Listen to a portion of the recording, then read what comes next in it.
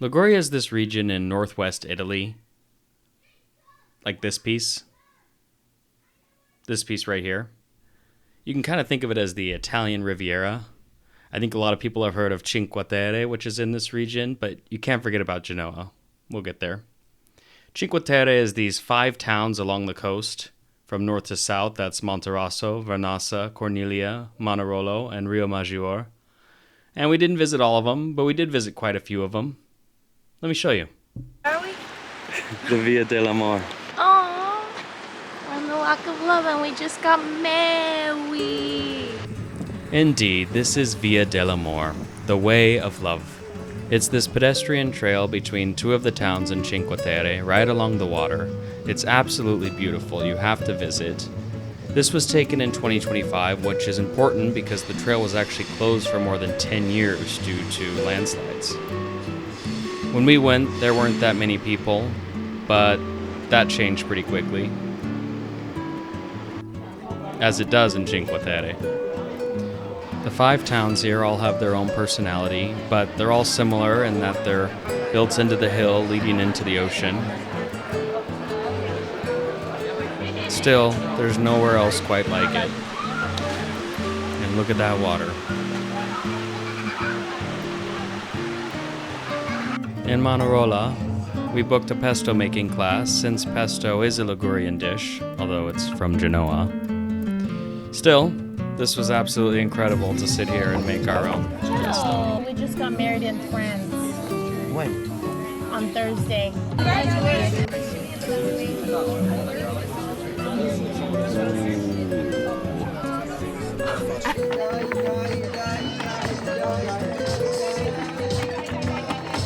We continue now.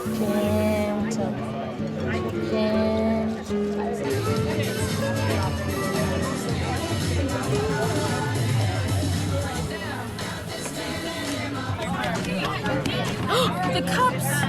It's all going out!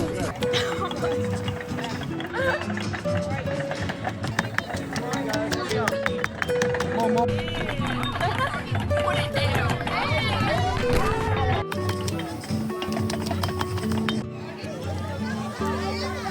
Have all that basil for all this pesto. Okay. Well, I just say thank you for doing this, for being. No wonder they We returned to Vernazza, where we were staying, and enjoyed a nice evening stroll. The secret to Cinque Terre is to stay in one of the villages so that you get to experience it outside of the cruise ships and outside of peak hours. The town wasn't necessarily quiet, as there was a wedding going on in the main square, but it was still nice to stroll through the streets without too many crowds. We decided to hit up the popular gelato spot, and I gotta say it was worth it. I know there's some kind of rule about determining what's real gelato and what's fake gelato. As I understand it, this is real gelato, but I don't know. And, thankfully, we came at a good time.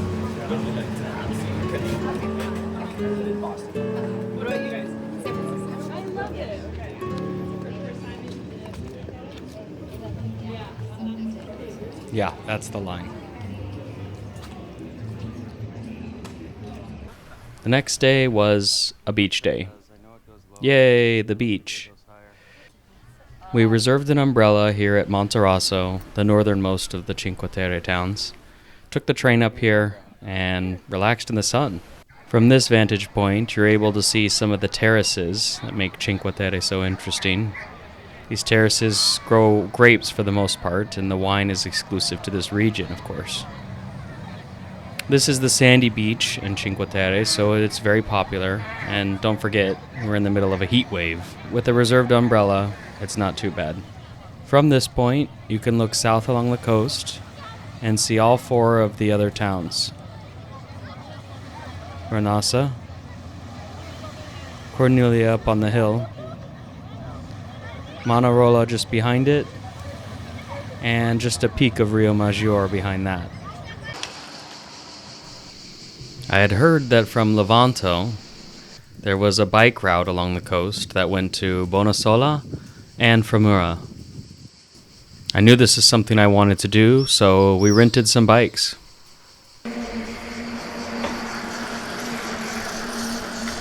This is the old train line that they turn into a bike path.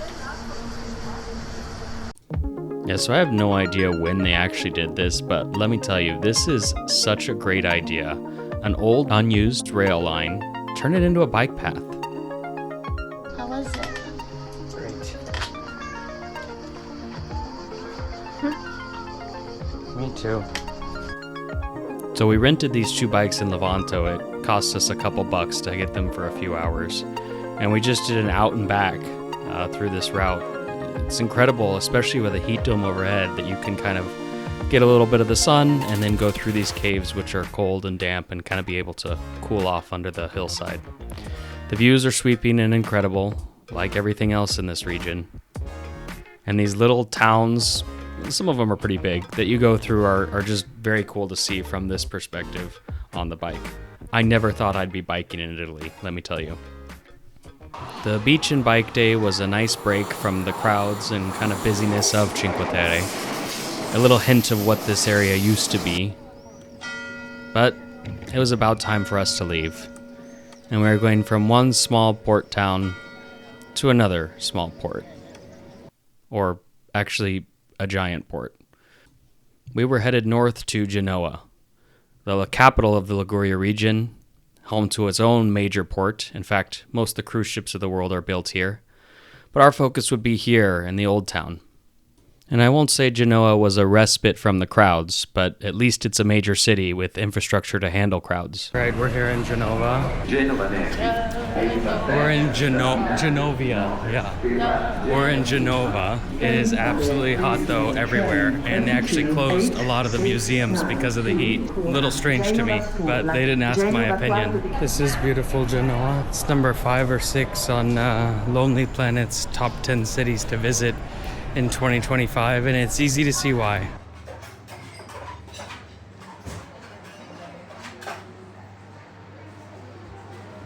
This is the beautiful Genoa Cathedral, also called the Cathedral of St. Lawrence. It's easily identified by its stripes. Underneath the church, a number of relics are housed, including this processional ark used to carry the ashes of John the Baptist, and the Holy Grail, said to be the dish used by Christ during the Last Supper. The bell tower is a little more recent, from the 16th century, and you can actually use it to climb up to the roof. Just watch your step.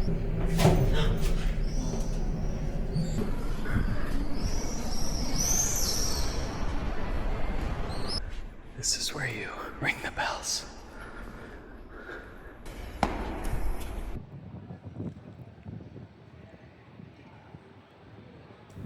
Having enjoyed this absolutely beautiful view, we decided, well, let's go get another view.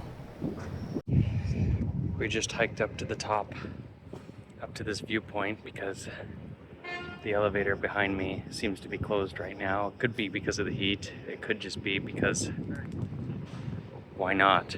This is the view.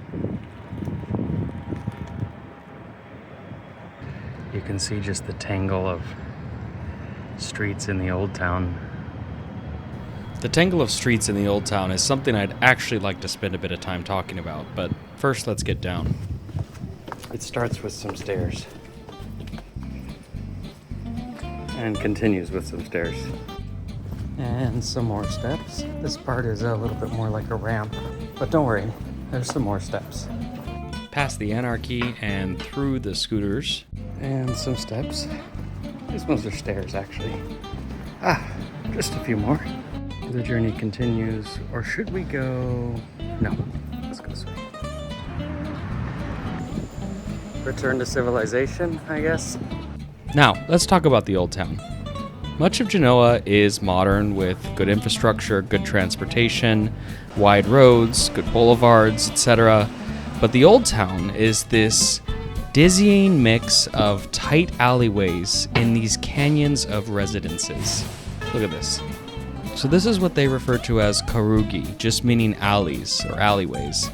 And it's just this maze of alleyways and back streets until it suddenly opens up into a plaza like this. And to me, this was so much of the charm of Genoa, was just getting lost on these streets.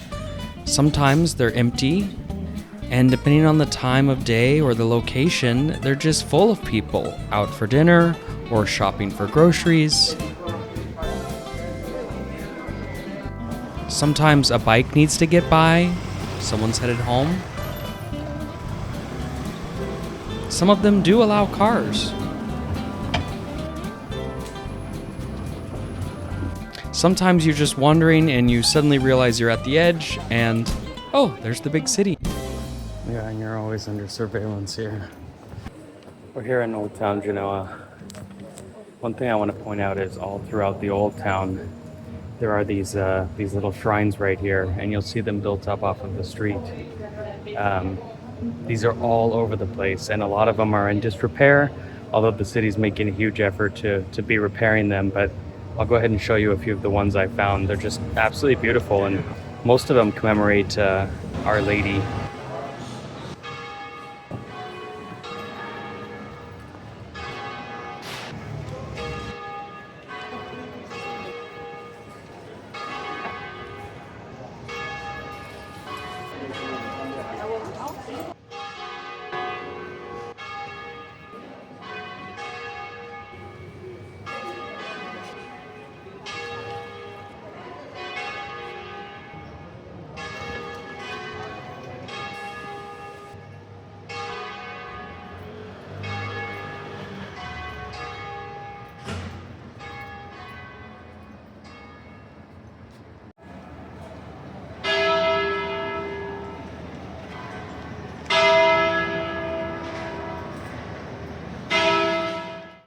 In case you've never experienced a typical European elevator, let me show you what it's like.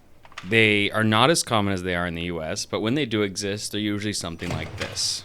Open the outer door, open the inner door, and it fits no more than 4 people, but uncomfortably. Here, look from this other angle, the 360 camera. What? It barely fits the 2 of us and a Red Bull. Now that you're current on standard European elevators, let's talk about less common ones.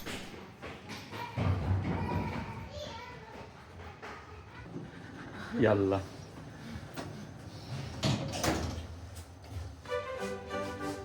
So this bad boy can fit 23 people.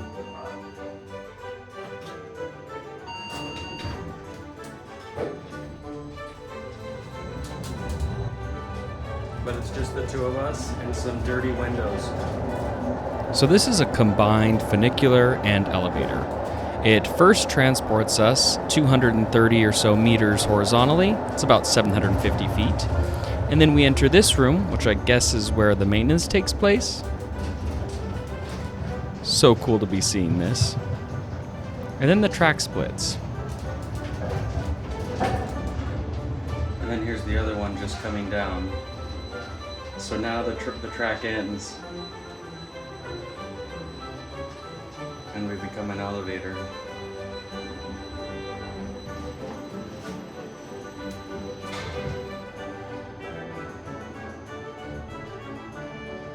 And then we enter elevator mode, where we go up about 69 meters, or 230 feet.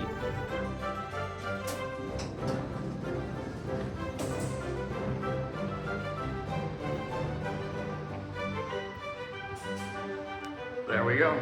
On this last day in Genoa, we were able to visit Albertis Castle, which had more sweeping views of the wonderful city of Genoa, and thankfully we didn't have to walk up the hill. Looking over the city from this vantage point made us consider the rich maritime history that Genoa is known for and still maintains to this day. Genoa might have been the most surprising part of this trip, and I'm surprised more people aren't talking about it. We almost didn't visit Genoa on this trip, but we had some of the best food in all of Italy while we were here. That concludes the Liguria portion of our honeymoon.